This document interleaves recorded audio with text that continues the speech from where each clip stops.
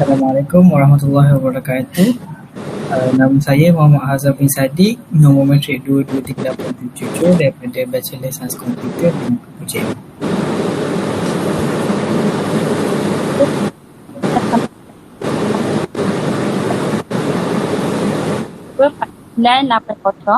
Daripada Bachelor Fizik. Baik, selamat petang.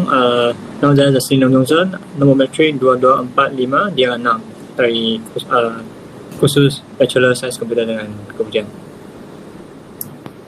Jadi hari ini kami nak bentang tentang tajuk kumpulan kami, iaitu bagaimana kemunculan teknologi baru ni membentuk masa depan. So untuk pengenalan saya serahkan pada Emilia.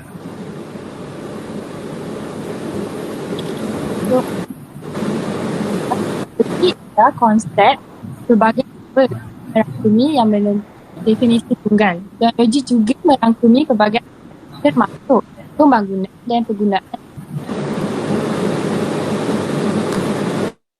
manusia. Tambahan pula, teknologi saling berkait rapat dengan reka bentuk inovatif dan alat canggih iaitu gadget, merangkumi prinsip sains dan metodologi saintifik yang paling terkini. Antara fungsi teknologi ialah yang pertama, meningkatkan sektor pendidikan dengan menggunakan pelbagai aplikasi seperti Google Classroom, Word, PowerPoint, Canva, Zoom dan lain-lain lagi. Dengan wujudnya aplikasi ini, pelajar dapat membuat kerja sekolah dan tugasan yang diberikan oleh cikgu dan pensyarah dengan lebih efisien. Selain itu, memudahkan komunikasi antara manusia, contohnya dengan menggunakan aplikasi Instagram, YouTube, Facebook, WhatsApp, Telegram dan Twitter. Dengan ini, manusia dapat memupuk hubungan yang lebih bermakna. Mereka boleh melibatkan diri dalam perbincangan yang menimbulkan pemikiran, bertukar-tukar mesej secara peribadi atau berkumpulan. Penggunaan teknologi juga, khususnya media sosial, turut memainkan peranan dalam mengoptimumkan nilai tambah ekonomi dan membina sinergi antara semua komponen negara dalam meningkatkan kesejahteraan rakyat di tengah-tengah persaingan yang semakin tajam antara negara.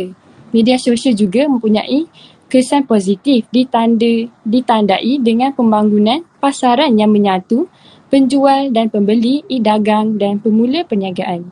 Di samping itu, dengan wujudnya kemajuan teknologi ini, masyarakat di Malaysia telah banyak terdedah kepada budaya luar. Dengan adanya teknologi seperti telefon pintar, televisyen dan komputer telah memberi peluang kepada masyarakat Malaysia untuk mengetahui perkembangan semasa termasuk dari negara-negara luar.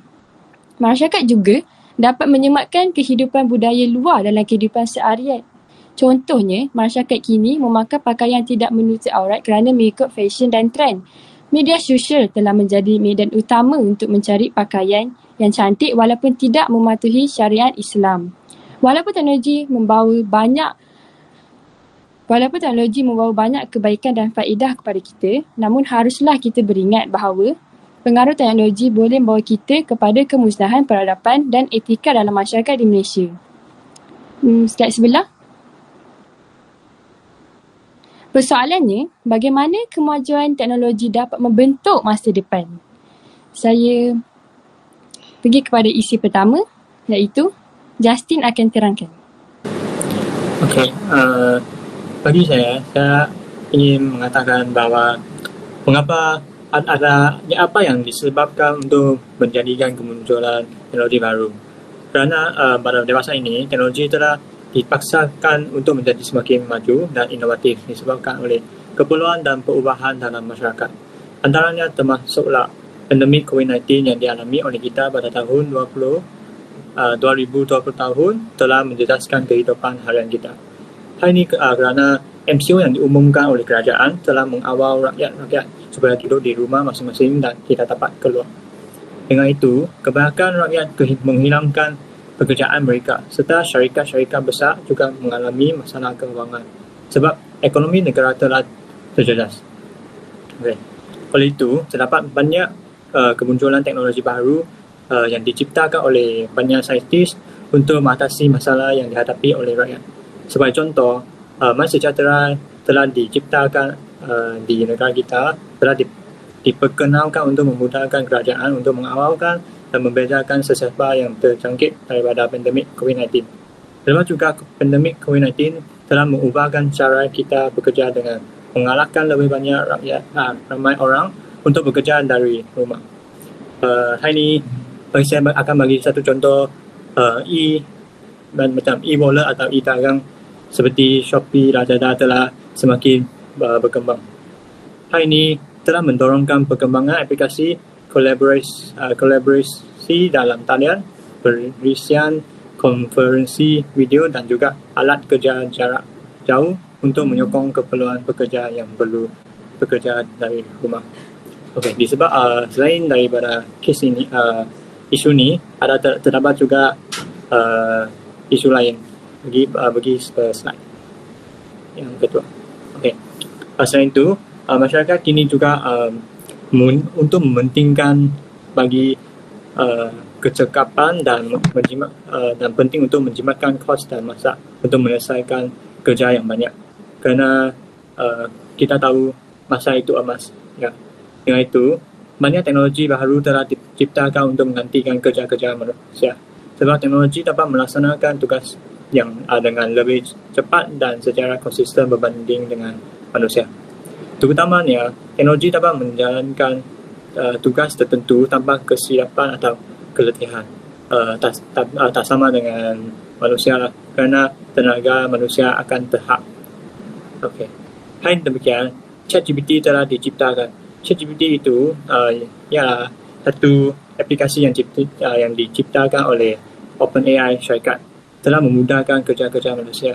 Misalnya, ChatGPT digunakan sebagai alat bantuan dalam memberikan penjelasan atau menjawab pertanyaan pengguna dalam konteks pembelajaran serta memberikan jawapan yang betul dalam masa yang singkat lah. Okey. Kesimpulannya, kenapa kemunculan akan menjadi lebih maju disebabkan oleh keperluan masyarakat. Okey. Dengan itu, terdapat semakin banyak perkara atau pekerjaan manusia telah digantikan oleh teknologi.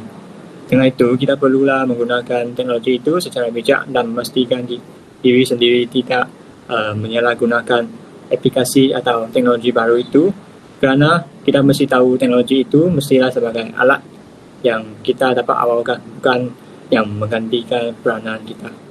Dengan itu, saya akan menyambungkan budaya influencer kepada Emilia.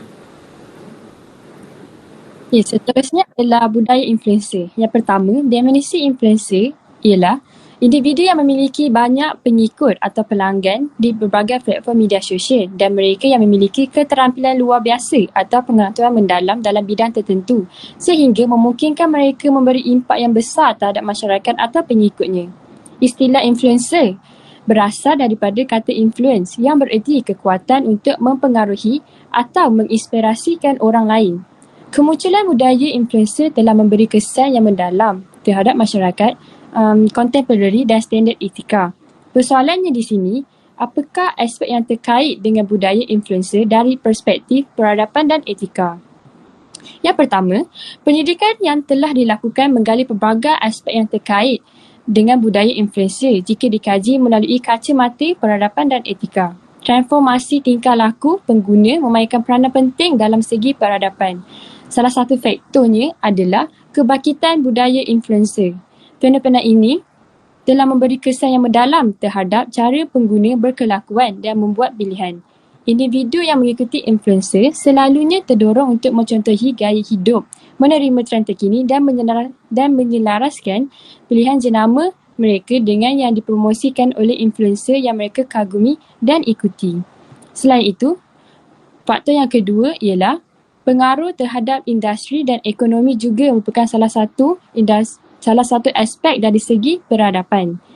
Kemunculan influencer dalam bidang pemasaran telah mengubah industri dengan ketara menjadi rakan kongsi yang sangat diperlukan untuk jenama dan mengakibatkan peralihan ke arah pendekatan pemasaran yang lebih kolaboratif dengan influencer di baris hadapan. Seterusnya adalah etika. Apabila mempertimbangkan etika, ketulusan dan ketulinan memainkan peranan penting dalam industri influencer. Salah satu cabaran utamanya ialah berkaitan dengan kejujuran dan ketulinan, kandungan yang dikongsikan oleh influencer itu sendiri. Masyarakat sering mempersoalkan sejauh mana siaran itu benar-benar mencerminkan kehidupan sebenar mereka dan sejauh mana kebenaran mereka dalam menyampaikan maklumat kepada khalayak ramai. Pendapatan ini berterusan menyalahkan kepentingan mengekalkan ketulisan dan ketulinan dalam pemasaran influencer. Di samping itu, yang kedua ialah konsep bertanggungjawab dan pengaruh sangat penting dalam bidang influencer kerana ia menjelaskan kewajipan etika yang mereka pikul berhubung dengan kesan yang mereka ada terhadap orang lain. Hal ini kerana mereka sebagai influencer mempunyai kuasa untuk membentuk tingkah laku, pemikiran dan pilihan pembelian pengikut mereka. Kesimpulan yang saya dapat di sini adalah pemahaman yang lebih dalam terhadap budaya influencer dapat membawa kita untuk mempertimbangkan bagaimana interaksi digital ini membentuk peradaban kita dan mempengaruhi etika dalam dunia digital, lalu dapat membentuk masa depan yang lebih baik. Seterusnya, saya akan pergi kepada isi yang seterusnya adalah etika penggunaan teknologi yang akan disampaikan oleh Hazwan. Baik, dalam penggunaan teknologi kita mesti ada etika-etika dan peraturan-peraturan yang kita perlu ikutlah untuk memastikan semua orang berada dalam keadaan selamat dan tidak ada yang didiskriminasi dan tidak ada yang ditindas. Antara etika-etika yang saya perolehi daripada kajian adalah bagi mengelakkan satu kekacauan dan konflik, kita perlu tidak salah gunakan satu sumber itu untuk kepentingan diri sendiri maupun kepentingan satu organisasi. Yang kedua, etika boleh juga memelihara jejak digital, iaitu kita tahu kalau kita surf internet, kita layari internet, kita akan tinggalkan jejak-jejak. Contohnya browsing history dalam bahasa Inggeris yang akan membawa jangka masa panjang dan memberi impak kepada privasi kita. Yang ketiga, etika lain adalah menghormati hak cipta dan kandungan berlisensi. Maksud hak cipta dan kandungan berlisensi ni maksudnya dalam bahasa Inggeris ni dipanggil Copyright Act. So, tak semua orang boleh pakai satu kandungan tu kalau mereka tidak bayar royalty ataupun tidak bayar lisennya untuk menggunakan satu-satu seni digital tersebut. Yang keempat ialah etika dalam penggunaan media sosial. Pengguna-pengguna media sosial perlulah bertanggungjawab dalam menggunakan media sosial bagi menghindarkan gangguan-gangguan seperti gangguan seksual, kata-kata berunsur kebencian dan juga bully cyber. Itu saja. Jadi kita akan pergi kepada rumusan bagi setiap isi, bermula daripada rumusan pertama iaitu daripada Justin. Okey, bagi rumusan dan untuk topik ni lah, kesimpulannya, kemunculan teknologi baru seringkali merupakan gabungan daripada beberapa faktor keperluan masyarakat dan kecakapan dalam memanfaatkan potensi teknologi baru supaya boleh membentuk masa depan yang lebih baik bagi manusia. Sebab dengan itu, manusia pentinglah untuk memikir etika dan kesan sosial teknologi baru supaya dapat memaksimumkan kebaikannya tanpa menimbulkan masalah baru. Hal ini kerana walaupun kemajuan teknologi memberikan atau membawa berbagai faedah, tetapi pentingnya juga untuk mempertimbangkan impak sosial, etika dan kesan negatif yang mungkin timbul. Marilah kita bersama-sama untuk menjadikan seorang insan yang bijak dan beretika semasa menggunakan teknologi baru itu supaya dapat membentuk masa depan kita. Ya, ini daripada saya. Akan pas dengan rumusan yang kedua. Okay, rumusan yang kedua. Rumusan yang saya dapat daripada tajuk yang kita bentangkan ni adalah rumusannya, kemajuan teknologi adalah pendorong utama dalam membentuk masa depan manusia di pelbagai bidang kehidupan dan memiliki potensi besar untuk membentuk masa depan yang lebih baik.